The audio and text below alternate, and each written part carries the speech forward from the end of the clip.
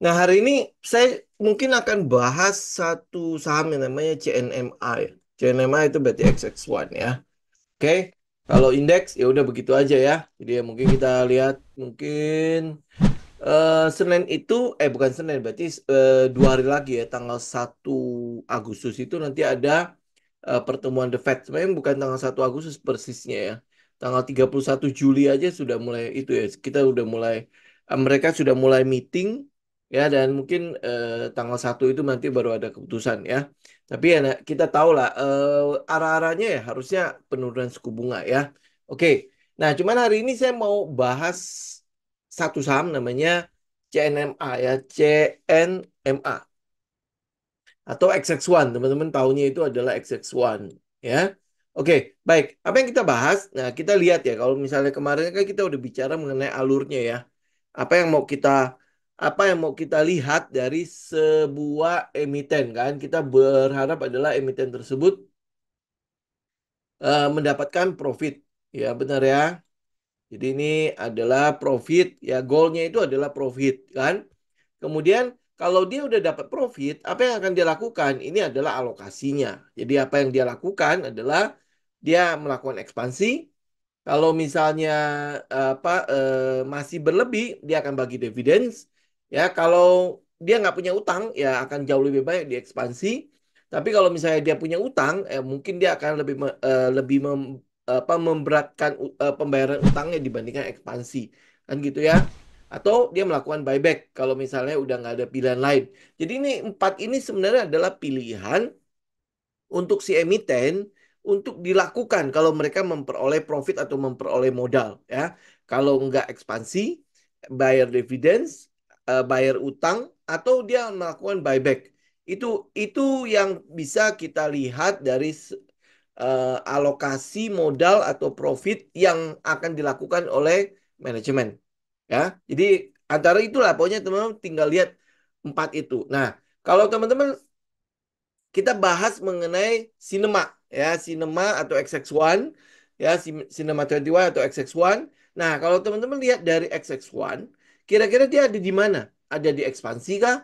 Atau dia bayar utang kah? Atau mungkin dia akan melakukan buyback kah? Atau dia membayar dividen? Kita tahu dia kemarin juga sudah ngasih dividen ya, itu sekitar Rp8 ya. Rp8 per lembar sahamnya itu adalah dividen yang dibayarkan. Ya, nah ini tinggal teman-teman analisa. Dia ada di mana? Ada di ekspansi, ada di dividends, atau dibayar utang kah, atau di buyback. Nah, untuk bisa tahu itu, maka kita lihat ke story-nya. Ya, kita lihat ke story-nya. Atau mungkin kita lihat dulu sebentar ke fundamentalnya. Nah, ini kita bahas sedikit mengenai fundamentalnya. Jadi apa yang ada di Cinema ya atau XX1 ini, dia baru IPO tanggal 2 Agustus 2023. Artinya itu baru hampir 1 tahun. Ya, itu nanti beberapa hari lagi dia akan 1 tahun IPO kan. Nah, dalam 1 tahun IPO ini, apa yang sebenarnya kita lihat dari 1 tahun ini? Ya, yang pasti dalam 1 tahun ini, secara teknikal kita udah bisa dapat teknikalnya. Ya, karena teknikalnya sudah mulai kelihatan lah ya. Karena udah mau 1 tahun, berarti kurang lebih ada sekitar 200-an sampai 300 candle kan. Jadi 200 sampai 300 candle di daily harusnya kita udah bisa udah bisa dapat setupnya lah. Oke. Nah, dia baru IPO tanggal 2 Agustus 2023. Nah, terus habis itu saham kepemilikan di masyarakat atau saham yang beredar di masyarakat atau saham yang dijual waktu di IPO itu adalah sekitar 10%. Jadi artinya ya kalau 10% ya dibilang liquid, nggak liquid-liquid banget untuk yang agak-agak gede ya. Karena dia punya lot size itu, kalau teman-teman lihat order book itu ada di sekitar 2000 lah ya, 2000-an ya, 2000-an. Tapi kalau masih lebih ramai lagi itu mungkin ada sampai ke 5.000 sampai ke 10.000 lot ya per tiknya ya. Jadi itu adalah 10%. Jadi artinya kalau si market maker mau melakukan pengumpulan barang cukup mudah ya karena 10%. Nah, tinggal kita retail ya. Kalau misalnya retail kita mau mengumpulkan barang gampang nggak gitu kan? Oke. Nah, karena dia baru 1 tahun, tentu kalau teman-teman lihat dari fundamentalnya atau rasio-rasio yang ada itu pasti kurang ya. Karena sebelumnya dia tidak terbuka. Nah, baru 1 tahun ini dia terbuka. Jadi ya kita boleh katakan gini lah ya, data-data di masa lampau atau dia sebelum IPO itu bisa jadi adalah data-data yang dipoles ya, bisa jadi data-data yang dipoles. Jadi kita baru bisa ngelihat itu dalam 1 tahun belakangan ini atau sekitar 4 kuartal ya. Jadi ada 4 kuartal kita bisa tengok lah ya kira-kira dia bergeraknya seperti apa. Oke. Nah, tetapi teman-teman lihat sekarang gini ya, kita lihat flashback sedikit ya. Kalau kalau dari data mungkin dia bisa mempercantik gitu ya. Tapi kita flashback ke belakang sebentar. Kita kan tahu bahwa ini XX1 3 tahun yang lalu itu tutup. Oke, XX1 3 tahun yang lalu, benar ya, 3 tahun atau sampai 4 tahun yang lalu itu tutup. Kenapa tutup? Karena adanya pandemi, ya, karena adanya COVID. Artinya apa? Artinya selama entah itu berapa tahun ya, dia tidak berpenghasilan. Oke, dia tidak berpenghasilan. Jadi kalau teman-teman lihat dari data, ini ya, ini kan tadi ya sebelum pandemi 2019 ya. Kemudian 2020 itu kan totally tutup. Benar nggak? Ya, totally tutup. Saya lupa lah berapa lama kemudian habis itu new normal kan. Nah, itu periodenya di mana dia tidak punya penghasilan sama sekali. Oke, dia tidak punya penghasilan sama sekali sampai new normal itu antara 2021 2022 ya. Ya kan? Ya, kita anggaplah 2022 ya. Karena di sini baru mulai ada penghasilan nih di 2022. Jadi mungkin saja 2022 bioskop udah mulai dibuka ya. Teman-teman cek cek ulang lah ya. Karena saya lupa-lupa ingat nih new normal itu kapan, kemudian bioskop mulai dibuka itu kapan. Oke? Nah, waktu bioskop mulai dibuka, teman-teman juga tahu ya, itu tidak boleh diisi sampai full. Ya, kalau nggak salah cuma 50% ya atau di bawahnya lah karena dia pasti selang-seling kan. Ya. Dan biasanya kalau bioskop pasti jarang sekali ya orang mau duduk di depan kan. Ya, pasti duduknya di rada ke atas dan pada saat new normal kan dia mesti diselang-seling ya. Ya, diselang-seling gitu kan. Dan itu kondisinya adalah ruang tertutup. Jadi ya kalau kita boleh katakan gini lah. Kalau mau disuruh nonton nanti dulu kali ya. Jadi 2022 itu masih proses gitu ya. Masih proses dia dapetin uang. Oke. Nah, sampai benar-benar mungkin dia dapat uang itu di 2023. Ya, kita bisa lihat lah ini adalah gross profit marginnya itu di yang ungu ini nih. Ungu ini hampir boleh bilang kan rata ya. Artinya benar-benar nggak ada pemasukan sama sekali si XX1 ini sampai 2023 ya 2023 itu baru mulai ada penghasilan. Nah 2023 teman-teman bisa lihat ya ini kan dia akhirnya mulai nanjak kan baru mulai ada penghasilan. Oke, nah sampai sini teman-teman udah bisa ngira-ngira ya story-nya si XX1 kenapa saya membahas XX1. Oke, ya udah bisa ngira-ngira lah ya. Nah terus habis itu kita lihat rasio-rasionya juga ya. Ini rasio-rasio semua di bawah kan ya 2021 itu di bawah. Nah, ini habis itu tiba-tiba naik ini kenapa ini? Ya pada saat 2022 ya 2022 dia kan baru IPO di 2023. Nah, ini mungkin dipercantik kali ya atau seperti apa. Tapi kita tahu bahwa di 2022 itu sama ya masih belum ada penghasilan. 2022. Jadi rasio kalau misalnya dia naik begini ya mungkin saja dipercantik, mungkin saja ya kita nggak tahu ya karena itu kan dulunya dia belum terbuka nih, jadi nggak bisa kita cari tahu juga ya. Tetapi yang pasti adalah 2023 kita tahu ya itu ya baru tahun lalu kan, jadi ya harusnya euforia untuk nonton itu udah pasti udah nongol ya, orang udah mulai new normal, kemudian habis itu 100% terbuka. Saya rasa 2023 itu orang udah nggak ada yang selang-seling lagi kan. Jadi udah benar-benar full ya. Udah benar-benar full, udah bisa diisi 100%. Betul ya? Nah, kalau teman-teman lihat ya, kita kita mau lihat itu adalah data 2023 lah. Ya, kalau yang sebelumnya, nah, udah kita nggak usah lihat lah ya, karena data-datanya mungkin nggak kepake juga ya. Karena itu juga kondisinya COVID ya. Terus habis itu kondisi dia sebelum IPO. Biasanya kan 5 tahun ke belakang itu biasanya dipercantik gitu. Ya. Oke. Tetapi kalau lihat dari keadaan tersebut, ya lihat dari keadaan tersebut kita balik lagi ke sini. Kalau teman-teman lihat story-nya, story ya, story di balik kita memilih si CNMA itu kira-kira apa? Ya, apakah dia turnaround, apakah dia cyclical atau dia startup? Ya, kondisi ini, oh ya, lupa IG. Kondisi CNMA itu sama hampir boleh dibilang kurang lebih sama kayak S Hardware. Kalau S Hardware masih ada online-nya kan. Kalau Cinema XX1 itu kan nggak bisa online. Ya benar-benar lu harus datang dan mereka jual tiket sekaligus jual makanan kan. Nah pada saat pandemi itu semuanya nggak bisa dilakukan. Jadi otomatis nol kan. Penghasilannya nol. Jadi 2020 sampai 2022 itu penghasilannya nol. Betul nggak? Ya, saya boleh katakan gitulah ya. Penghasilannya nol. Kalaupun dia berpenghasilan, saya nggak tahu penghasilan dari mana. Tapi yang pasti adalah penghasilannya nol. Malah mereka harus keluarin uang. Nah, waktu 2022 sampai 2020 sampai 2022, mereka kan punya space di mall-mall itu ya. Ya, nah, kira-kira dia tetap bayar sewa nggak? Kalau dia tetap bayar sewa, artinya dalam 2 tahun ini 2022 sampai 2020 sampai 2022, dia harusnya rugi. Betul nggak? Karena dia mesti mengeluarkan biaya untuk sewa. Ya, biaya untuk sewa. Nah, terus habis itu karyawannya itu kan pasti dirumahkan. Nah, selama dirumahkan, yang saya tahu itu adalah gaji tetap jalan. Mungkin transportasi sama makan dan bonus itu nggak ada. Ya, tunjangan-tunjangan lain tuh nggak ada. Artinya dia tetap bayar gaji. Ya, jadi bayar sewa, bayar gaji. Oke, ini yang kita lihat ya.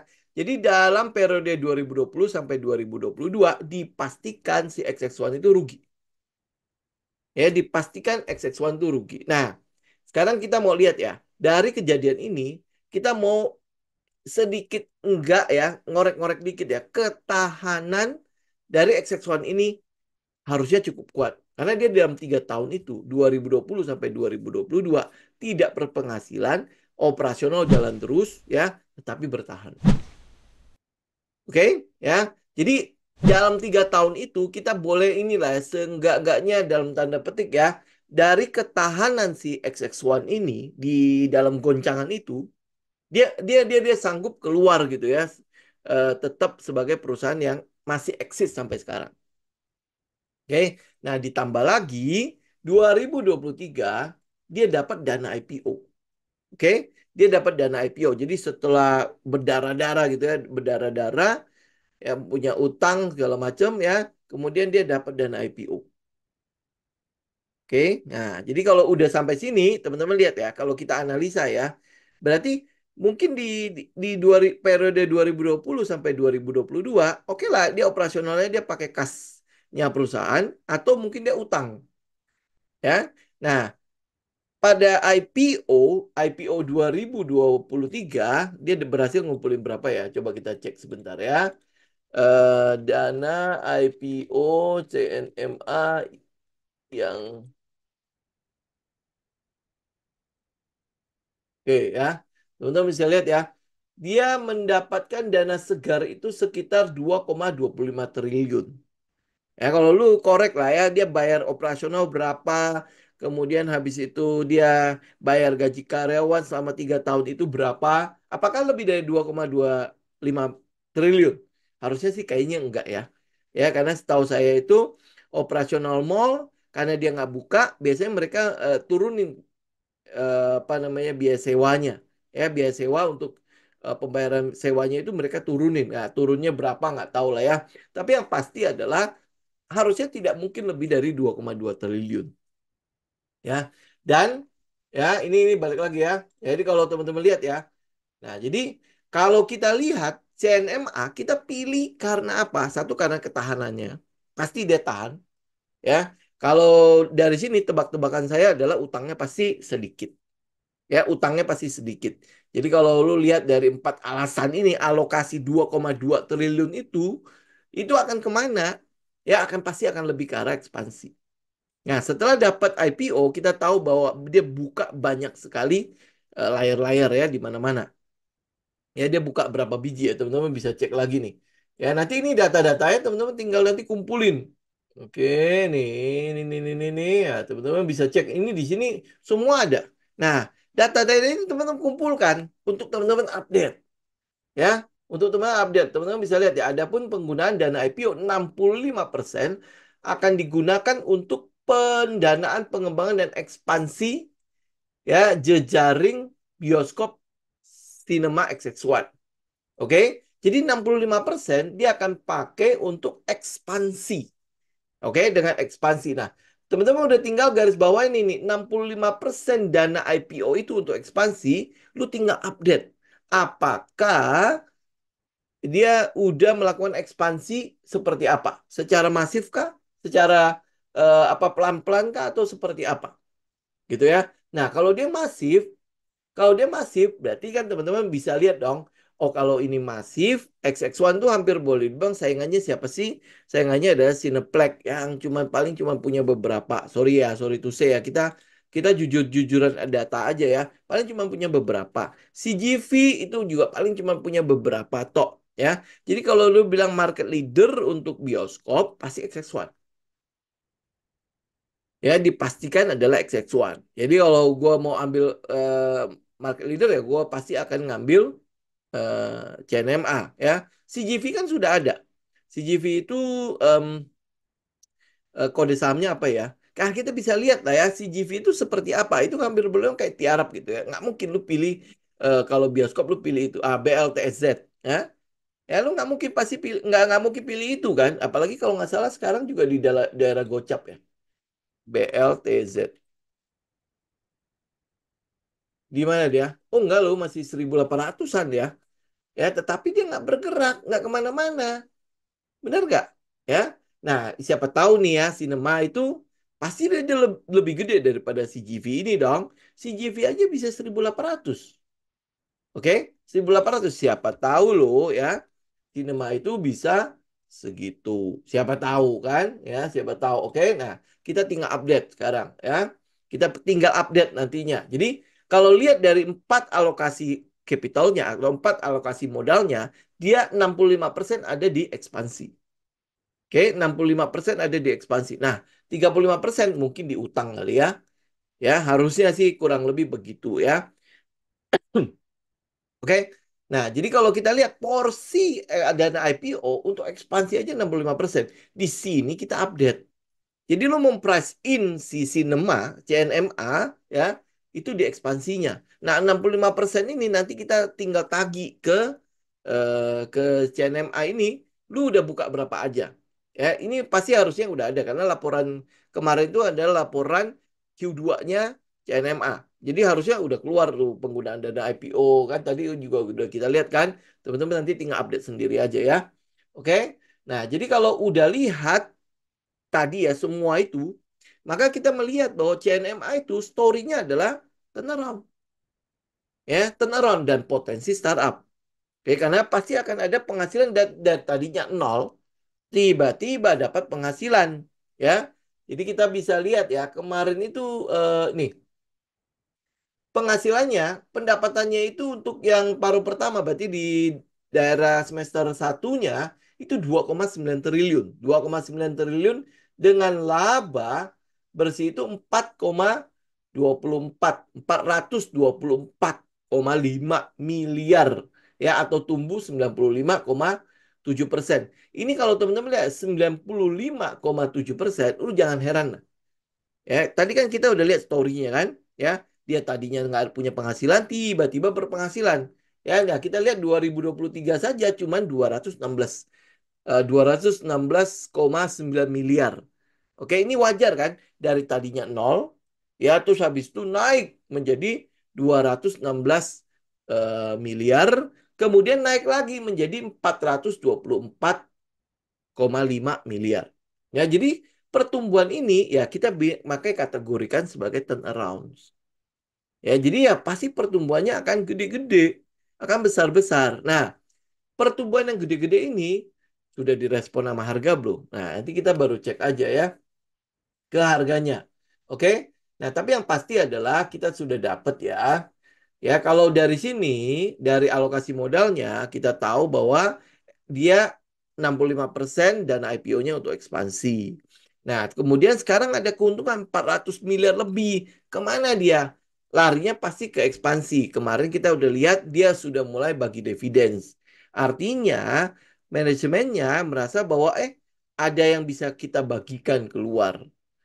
Ya, ada yang bisa kita bagikan keluar selain yang kita tahan. Ya, karena itulah makanya 1 tahun pertamanya si CNMA dia sudah bagi dividen.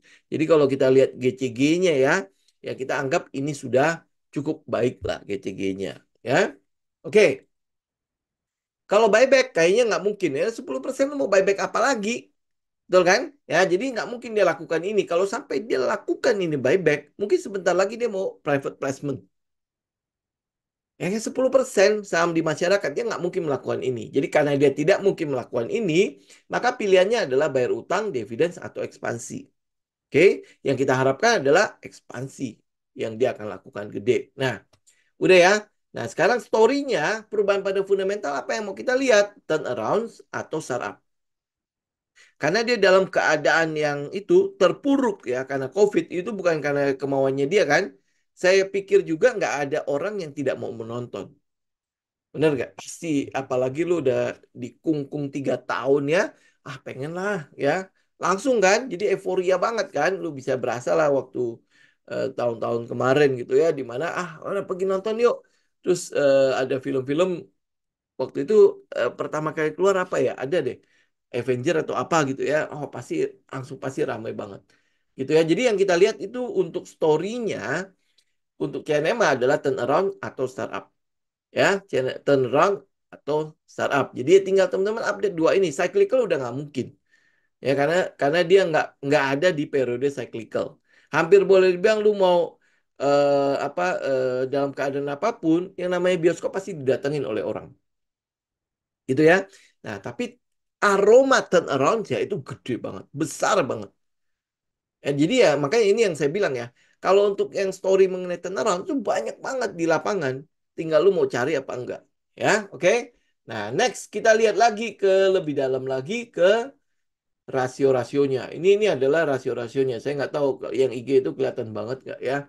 Nah, ini adalah rasionya. Kalau kita lihat dividen yieldnya cuma 3,51%. Oke lah, kecil lah. Ya, tapi nggak masalah karena dia baru pertama kali ya. Tapi pernya memang agak gede 24,40%. Kemudian habis itu apa namanya PBV-nya 4,26 ya. Tapi ini kan kalau lu bandingkan dengan sektor sejenis, saya nggak tahu ya si BLTSZ itu berapa persen ya karena saya nggak liatin lagi. Karena ini juga valuasi ini juga nggak kita pakai sebenarnya kan. Yang kita mau lihat itu adalah lebih ke arah rasio-rasio yang berhubungan dengan profitabilitas ya. Nah, kita mau lihat ini ya. Ini adalah bebannya nih.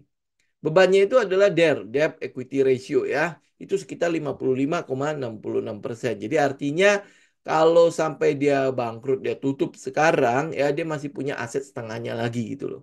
Yang masih masih bisa dia bagi-bagi atau dia simpen gitu kan.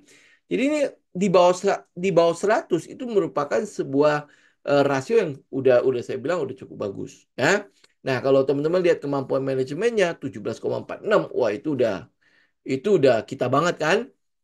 Kemudian habis itu MPM-nya 13,16%. Ya, jadi artinya ya profitnya sih cukup inilah, cukup oke lah ya di atas 10% kan. Ya, jadi kalau dia jual tiket ya, jual makanan ya. Jadi untungnya kurang lebih ya dia netnya itu bisa dikantongin sekitar 10% ke atas atau 13%. Ya, karena itulah makanya kita nggak heran kalau dia mengalami keuntungan sekitar berapa ya tadi? 424,5%. Dan ini jangan lupa ya, ini masih suasana-suasana euforia. Ya kita masih belum tahu nih apa film-film itu masih akan bagus-bagus nggak gitu ya ke depannya. Karena industri film juga itu kan terpuruk juga kan karena COVID kan. Nah ini udah mulai lagi nih. Ya kita udah mulai lihat meningkat ya. Kemarin sudah ada Inside Up ya, kemudian habis itu selama COVID aja mereka yang Avenger-nya juga masih main, kemudian ini yang lagi kita tunggu nanti Doctor Doom ya.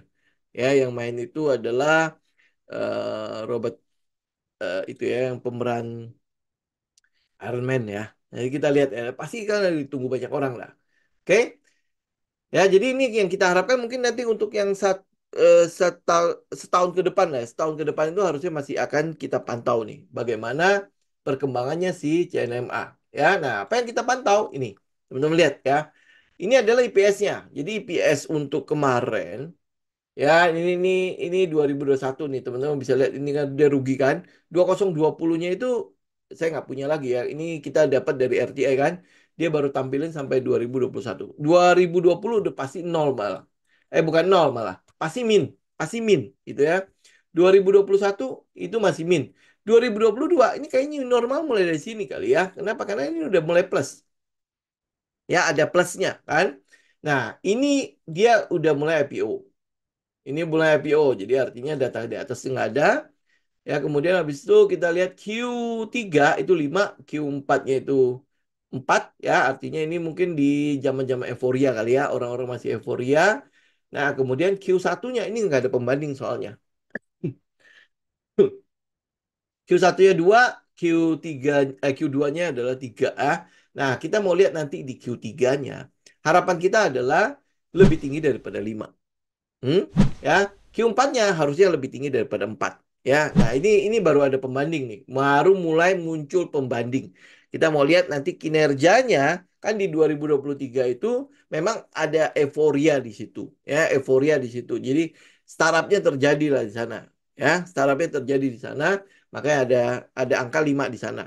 Kemudian Q4-nya ada angka 4 di sana. Nah, ya, nah betul. Ya, ekspektasinya betul. Ekspektasinya adalah pasti naik. Ya, ada kenaikan. Kenapa? Karena akhir tahun. Ya, nah makanya ini film-filmnya itu kita mau lihat tuh justru di ini ya di daerah-daerah akhir tahun itu biasanya kan liburan segala macam itu ada di daerah-daerah situ. Kemudian pas area sekitar-sekitar Natal itu biasanya film-filmnya bagus-bagus kan. Ya. Nah, ini makanya kita tunggu. Nah, kemudian secara ini ya untuk pembandingnya kita sudah ada karena Q3 itu dia sudah IPO. Ya, karena dia IPO-nya kan adalah tanggal 2 Agustus 2023. Ya, sehingga pada saat dia Q3 di September itu sudah ada pembandingnya. Jadi angka 5 itu adalah pembanding kita untuk di Q3 2024. Kemudian Q4-nya juga sudah ada angka pembanding yaitu 4. Ya, kalau 6 itu ya kita nggak bisa bandingkan. Kenapa? Ya? Karena itu adalah daerah-daerah di mana dia belum terbuka. Ya, jadi belum ada laporan keuangan itu pasti dipercantik lah ya. Jadi kita bandingnya dalam 4. Jadi kalau Q3 lebih dari 5 itu pasti berarti ekspektasi kita udah pas. Kemudian Q4 kalau lebih dari 4 berarti ekspektasi kita juga sudah pas ya. Jadi jalan ceritanya kalau kita mau ikutin pergerakan harganya adalah nanti kita lihat Q3 harus lebih dari 5, Q4 harus lebih dari 4. Ya, kita berharapnya seperti itu. Jadi makanya turnaround-nya terjadi, startup-nya juga terjadi. Jadi ada kenaikan pada pendapatan mereka. Kan dia ekspansi juga kan. Kalau dia ekspansi, harusnya pasti lebih dari 5. Karena layarnya lebih banyak kan dibandingkan dengan tahun lalu. Oke. Nah, demikian juga dengan pas Desember. Jadi kita mau berharap adalah di Q3 dan Q4 itu harusnya lebih baik daripada eh, Q yang sama di tahun yang lalu, ya. Oke. Nah, PBV-nya tidak ketinggian ya kok. Nah, itu makanya kalau misalnya kita nggak bermain di PBV, ya kita nggak bermain di PBV, kita tidak bermain di PER. Karena ketinggian atau tidak, lu mesti lihatnya itu adalah di sektor atau perusahaan sejenis. Ya kan kita nggak mungkin bisa bandingkan sama BLTZ ya. Ya tinggal bandingin aja. Tapi kita nggak bermain di situ. Oke? Nah kemudian jadi kesimpulannya mana sih ini? Kok nggak bisa dibuat post? Nah kesimpulannya CNMA buat kita itu adalah penggunaan untuk modalnya akan lebih banyak ke ekspansi. Ya, kita udah lihat pernyataannya adalah 65% dana IPO akan dilakukan untuk ekspansi. Kemudian habis itu kita lihat keuntungan-keuntungan yang ada. Kalau teman-teman lihat ya, kalau teman-teman mungkin kalau sedikit memperhatikan XX1 ya sekarang dengan XX1 yang dulu ya, mereka udah mulai menonjolkan FMB-nya. Jadi food and beverage-nya itu benar-benar nonjol banget. Ya, nonjol banget, benar-benar nonjol banget. Lu lihat ya penjualan tiketnya itu benar-benar seadanya. Kemudian dulu itu kalau saya tidak salah ya, dia masih tampilin tuh layar-layar untuk ini ya, untuk kayak poster-posternya ya di di balik di balik penjualan tiket. Sekarang nggak ada, benar-benar cuma tulisan tok ya. Tetapi F&B-nya lu lihat ya, itu benar-benar posternya gede-gede banget. Ya, jadi kalau teman-teman lihat sinema, lu merasa bahwa oh dia adalah perusahaan yang menjual film, menjual jasa film. Menurut saya sih tidak. Ya, kenapa? Karena sebagian besar penghasilannya dia itu malah masuk dari makanan. Ya, jadi kalau semakin banyak orang yang datang, nonton dan beli makanan, kita bisa ekspektasi laporan keuangannya akan lebih baik. Dan bukan rahasia umum lagi ya, bukan rahasia lagi, ya bukan rahasia lagi. Ini kenapa? Ya, jangan bahas itu, Pak. Ya, bukan rahasia lagi kalau makanan yang ada di XX1 itu bukanlah harga yang ya lu oh popcorn gue bisa kok bikin lah orang satu bungkus popcorn 1 kilo paling cuma 10.000 ya lu masukin mentega masukin microwave udah dapat sekantong kan itu kan dia nggak jual begitu ya jadi dia memaksa lu untuk membeli kemudian lu nonton sambil ngemil. Betul ya? Ya, nah itu yang mau kita lihat ya.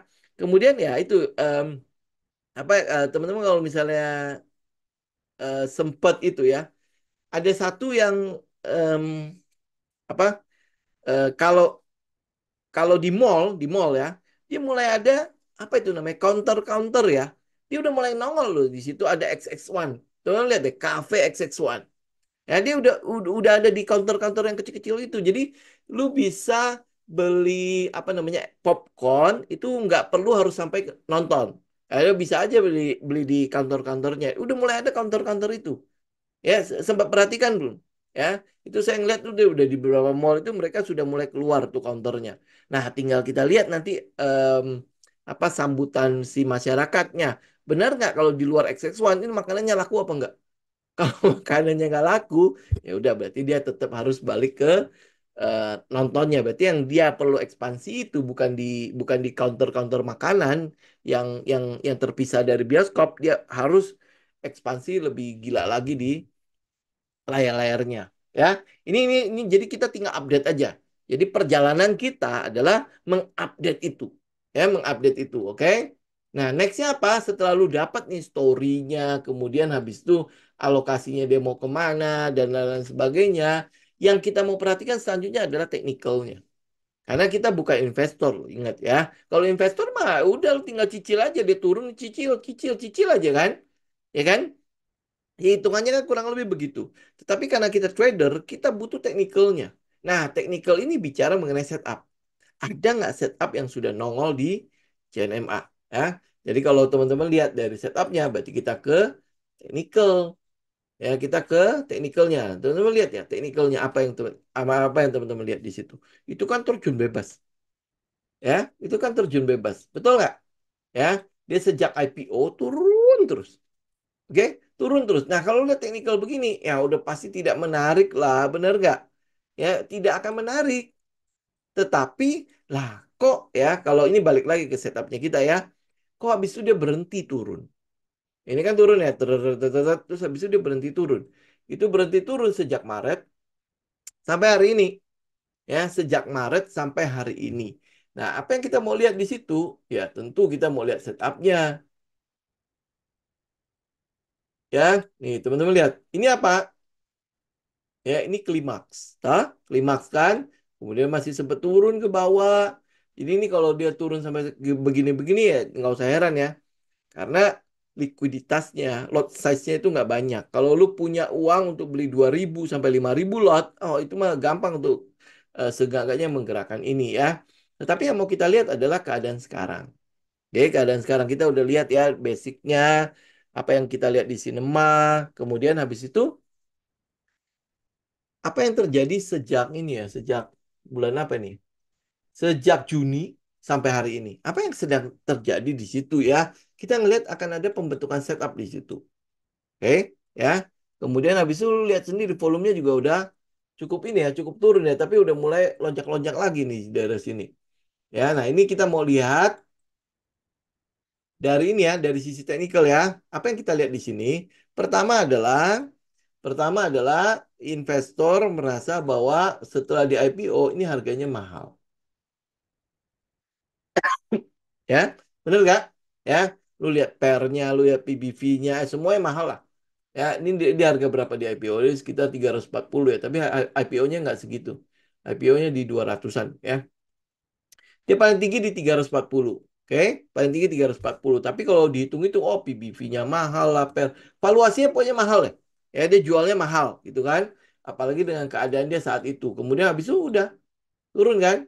Turun ya. Ini lihat pembuangannya juga sebenarnya nggak gede. Dia turun aja, pokoknya dia turun ya terus dari 340 adalah peaknya, kemudian turun sampai ke 200.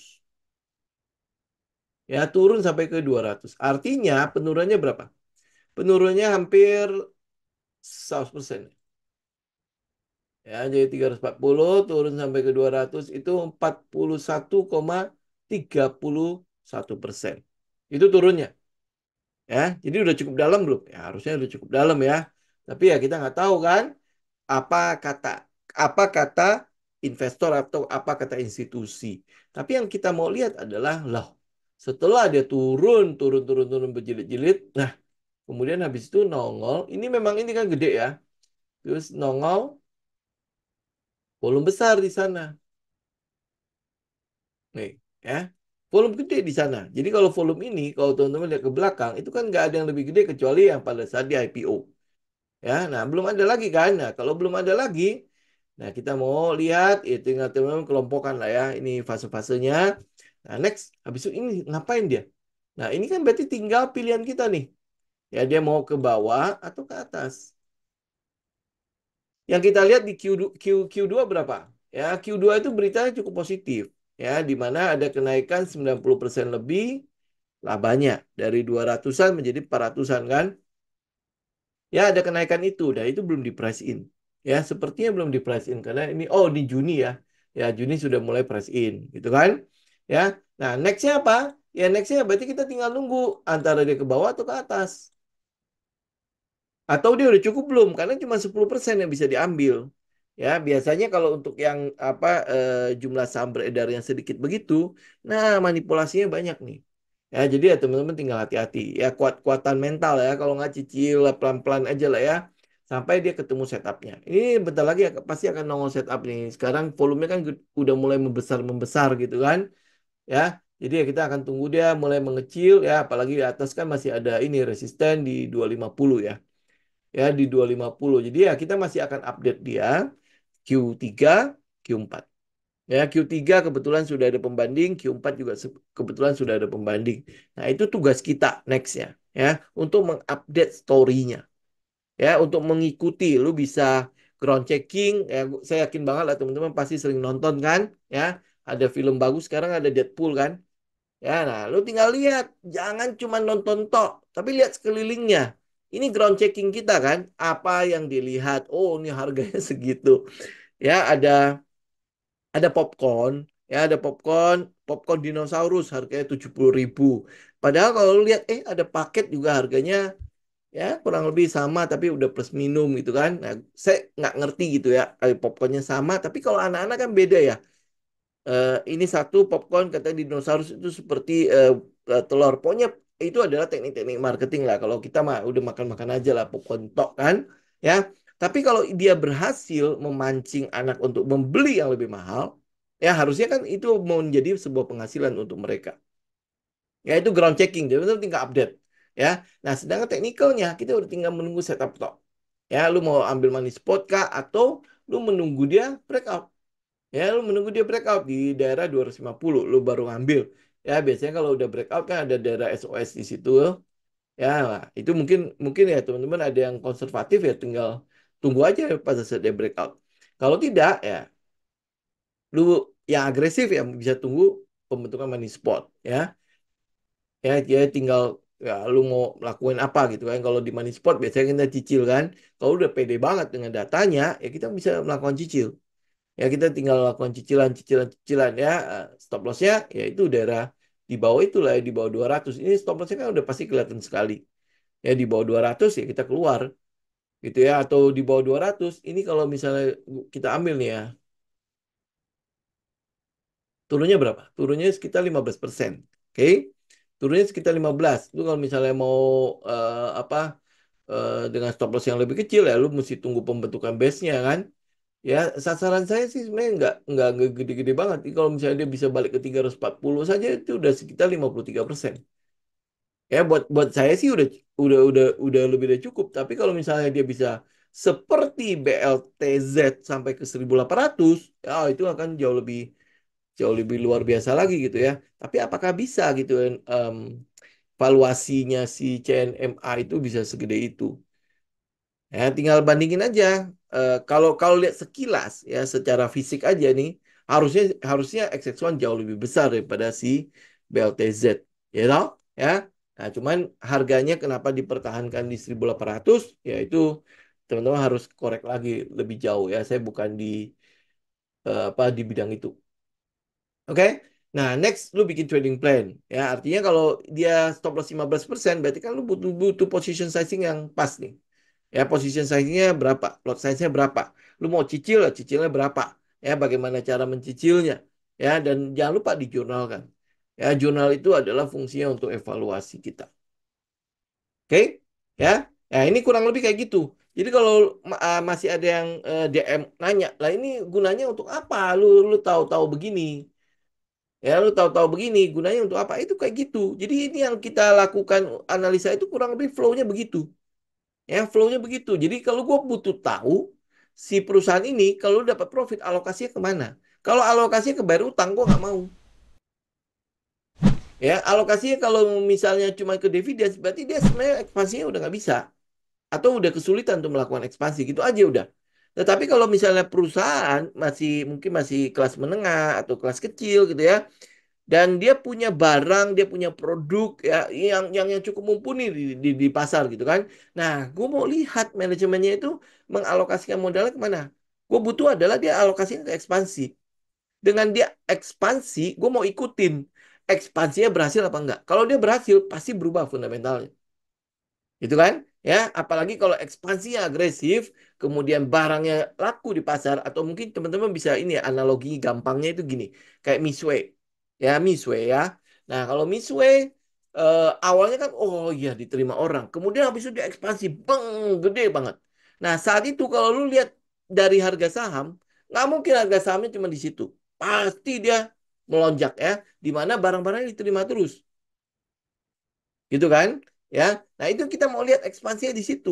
Tapi kalau Misway walaupun dia diterima di pasar tetapi tugasnya bayar utang terus, nggak pernah itu loh, nggak pernah BEP setiap stansannya dia gitu kan. Apa lu masih mau di daerah situ? Pasti enggak.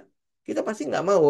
Lu bayar utang kok gitu kan. Gua nggak mungkin mau beli franchise-nya lu juga gitu. Artinya satu franchise gue beli nggak bakalan balik modal. Ya lu aja masih bayar utang terus. Ngapain gue masuk ke dalam perusahaannya lu gitu loh. Ya, karena itulah makanya sejak awal screening kita adalah utang-utang yang kalau bisa beban-beban yang kecil-kecil gitu. Ya, bukan bukan berarti nggak boleh utang, boleh. Kalau utangnya itu ekspansi dan utangnya apa perusahaan itu masih kecil, terus ada ada bank atau perbankan yang percaya untuk utangin dia, kemudian dia bisa melakukan ekspansi dan ekspansinya kalau kita update itu berhasil, kenapa tidak gitu loh. Ya artinya kan dari profitnya dia bisa berbayar utang kan. Cuman kemampuan dia berkembang itu memang tidak akan sebesar kalau atau tidak sebesar atau tidak stabil kalau dia melakukan ekspansi dengan profitnya gitu ya. Karena kalau kalau dia ekspansi dengan utang, ya tentu dia punya beban bunga kan. Jadi net profit marginnya pasti akan tergerus. Kenapa? Karena pasti bayar utang dulu dong, baru lu bisa dapat laba bersih.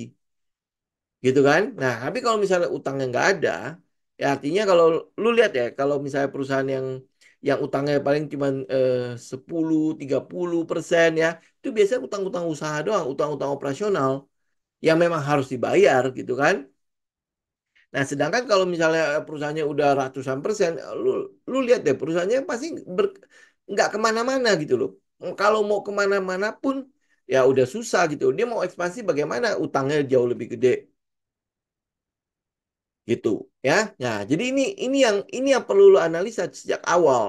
Apakah gue bisa ambil perusahaan ini? Ya kalau dia larinya ke ekspansi, ya tentu gue mau perhatikan itu. Apalagi ekspansinya berhasil terus.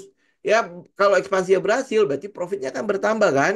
Ya kalau profitnya bertambah, harusnya perubahan pada fundamentalnya pun juga akan terjadi gitu ya. Kita melihat bahwa mungkin asetnya akan bertambah seiring dengan ekspansi, apalagi dia misalnya buka pabrik kedua, buka pabrik ketiga, buka pabrik keempat gitu kan.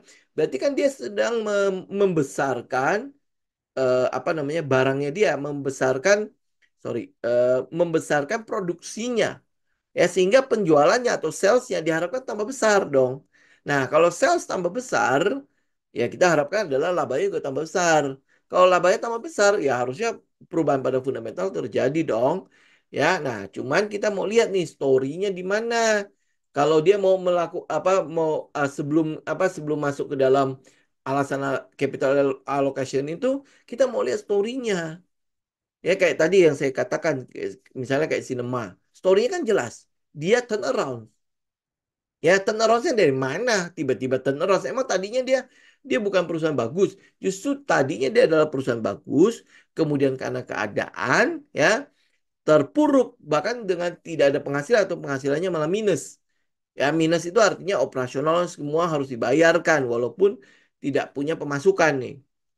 Ya, nah begitu keadaan keangkat, ya tentu harusnya dia akan muncul kembali dengan cepat. Itu terjadi pada S hardware. Ya, kita lihat itu seperti itu. Di mana karena keadaan dia nggak bisa ngapa-ngapain.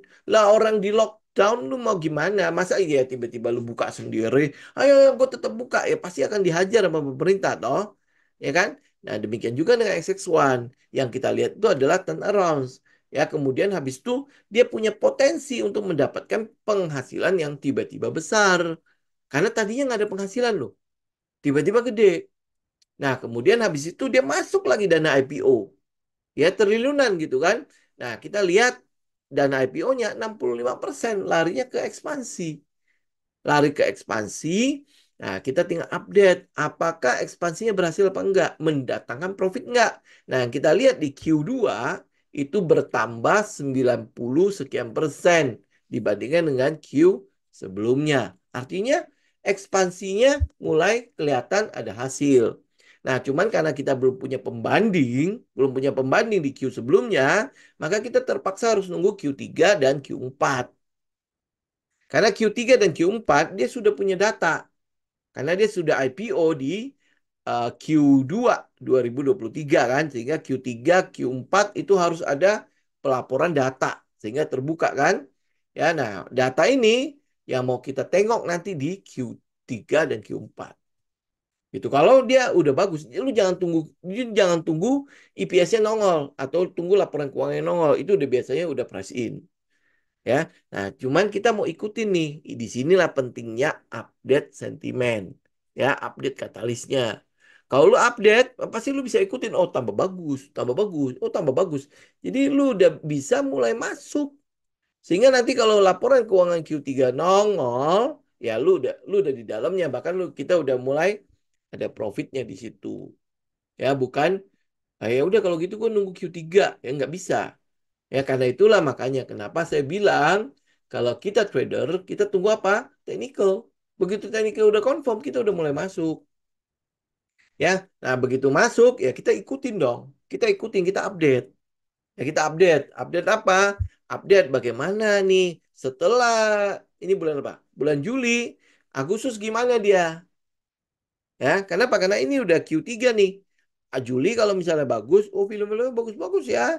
Ya. Nah, Agustus gimana? Agustus kalau misalnya filmnya masih bagus-bagus, kalau masih tetap ramai, ya kita berarti udah bisa tinggal lihat dong perkembangannya, pasti harganya akan mulai pelan-pelan naik toh. Ya. Ya pasti akan ada akumulasi di situ. Pasti ada yang akumulasi, ya. Nah, habis itu ya berarti September adalah penutupan Q3. Ya, nah akhir tahun kabarnya kan biasanya kan akan naik kan gitu ya. Oke, oh ini ada ini Bu Mimi, sebelum ikut IPO-nya sebelum IPO company nggak ada utang. Oke, just before IPO malah pinjem 2,3 T ke bank dengan cash core. Oh, oke. Ya mungkin mungkin di situ itu ya. Karena dia 3 tahun nggak punya penghasilan, malah harus bayar. Ya mungkin dari situ ya. Dari situ dia dia itu ya. Makanya ini kita nggak punya data sebelumnya sih. Terutama waktu di 2020 sampai 2022. Ya, ini dia eh, bayar operasional pakai apa? Karena nggak punya penghasilan sama sekali dalam 3 tahun itu, gitu. Ya, nah kita lihat sekarang setelah di IPO kan dapat 2,2 2,2 T lebih, ya berarti kan harusnya itu ya udah balik ya, ya. Nah kalau dia udah balik begitu, utang-utang apa untung-untung ini harusnya ya udah untuk ini ya untuk membiayai ekspansinya, gitu. Nah kemudian kita lihat kan DER-nya itu ada 55% kan. Bisa jadi masih ada di daerah situ, di daerah apa utang untuk bank ini. Kan 65 berarti 35-nya itu adalah untuk bayar utang. Teman-teman tinggal itu ya, tinggal lihat rincian penggunaan dana IPO-nya. Penggunaan dana IPO 35%-nya untuk apa? Ya, benar ya. Nih, untuk pembayaran lebih awal pokok utang 20% ke BRI. Ya, di mana pada tanggal 12 Mei dia utang 13 triliun. Ya, ini kan udah ada datanya kan, dia utang 13 triliun. Kemudian 15% untuk modal kerja, pembelian barang apa jasa untuk mendukung kegiatan usaha. Jadi, dia ada pembayaran utang tuh 20%. Oke, 20% dana IPO-nya. Jadi kalau dari 2,2 triliun lebih, 20%-nya jadi berapa? 400 miliar lebih ya. 400 miliar berarti kan dia masih punya sisa utang itu kurang lebih plus minus 900 miliar. 900 miliar. Nah, lu lihat kan dia udah untung berapa kali tuh ya? Udah untung berapa kali? 900 miliar tuh harusnya nggak ada papanya. Ya, karena apa? Karena kita lihat DER-nya juga masih mumpuni kan, 55% lebih kok. Masih di bawah masih di bawah 1 kali, ya kan? Nah, dengan untung begini, harusnya untuk pembayaran utang itu kelar kali. Ya, dan mungkin ya tahun depan harusnya nggak ada utang lagi nih. Harusnya balik nggak ada utang lagi. Nanti saya tanyain deh. Cuma nggak tahu mau buka-bukaan nggak ya. Ya, oke.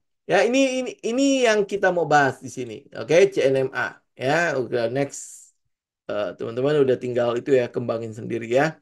Tapi seenggak-enggaknya ya itu kurang lebih yang kita kita utak-atik. Oke, ini beberapa aja ya beberapa pertanyaan ya. Soalnya ini 1 jam sendiri ya. Ya teman-teman bisa itu ya bisa membayangkan lah ya kalau misalnya lu nggak ada waktu untuk melakukan research, ya nggak ada waktu melakukan riset, lu pasti nggak akan ketemu yang begini-ginian. Ya karena itulah makanya saran saya benar-benar ya, lu apa itu deh ya, luangkan waktu untuk research. Itu paling penting gitu loh. Ya kita butuh research. Karena kalau lu nggak research, dasar apa lu membeli sebuah saham? Gitu ya, nggak ada dasar apa-apa. Tiba-tiba udah beli aja. Habis itu ngapain? Ya nanti tanya lagi, jual di mana ya? Ah, turun nih. Bagaimana nih turun nih? Gimana gimana gimana gimana turunnya? Nah, jadi lu nggak usah tanya lagi. Kita udah benar-benar buka kan. Nah, tinggal teman-teman analisa alurnya kan udah clear banget gitu. Mekanismenya itu, mekanikalnya itu seperti apa? Udah clear banget. Nah, tinggal lu mau apa enggak. Kalau lu mau, lu pasti ketemu saham-sahamnya. Nggak mungkin nggak ketemu. Yang saya bilang kan, dari 1.000 saham yang ada di Bursa Efek Indonesia, masa lu nggak ketemu satu? Ini aja kita bahas ya CNMA. Ini khusus hari ini kita bahas CNMA. Ya kan?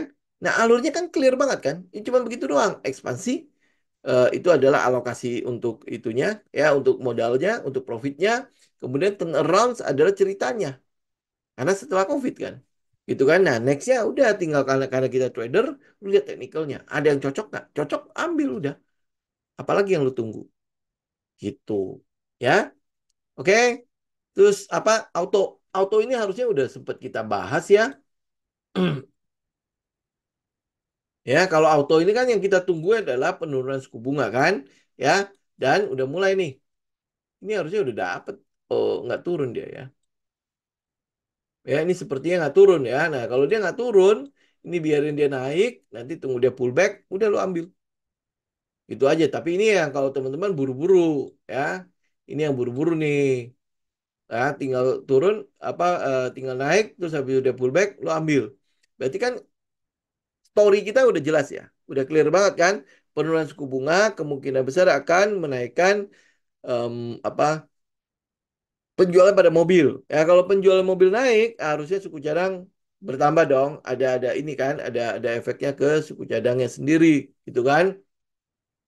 Nah, kemudian hari ini lumayan loh ya, lumayan volumenya lumayan besar juga untuk masuk ke dalam si auto. Jadi kalau lihat dari volume, kemudian lihat dari candlenya, ini udah confirm dia nge-break EMA 200 ya. Ini ya volumenya begitu gede, kemudian dia break ya. Itu harusnya udah cukup confirm dia nge-break EMA 200. Nah, tinggal teman-teman ikutin lu mau seperti apa. Nah, apalagi laporan keuangannya bagus lagi.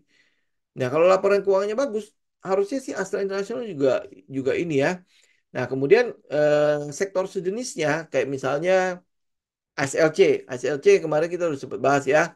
Itu laporan keuangannya juga cukup bagus, naiknya berapa persen. Ini yang udah tinggal lo ikutin, setup-setupnya semua udah jelas. Ya udah next udah tinggal lo ikutin. Ini udah sempat kita bahas. Jadi kalau kita udah bahas satu satu satu perusahaan, lu tinggal breakdown ya ke belakangnya. Apa yang kita lihat sih dari perusahaan ini? Ya kan kalau auto ini kan udah pasti ekspansi dong. Bayar utangnya nggak ada. Bener nggak? Ya, utangnya nggak ada, bayar dividen udah. Buyback, nggak mungkin buyback. Dia punya saham beredar cuma berapa gitu loh, nggak mungkin dia buyback. Jadi pilihannya adalah ekspansi. Nah, ekspansinya si auto itu kan berarti tergantung dari keadaan ekonomi dong. Dia nggak mungkin ekspansi kalau permintaan dari Astra nggak ada. Ya, kalau penjualan mobil nggak ada, ya gimana dia ekspansi?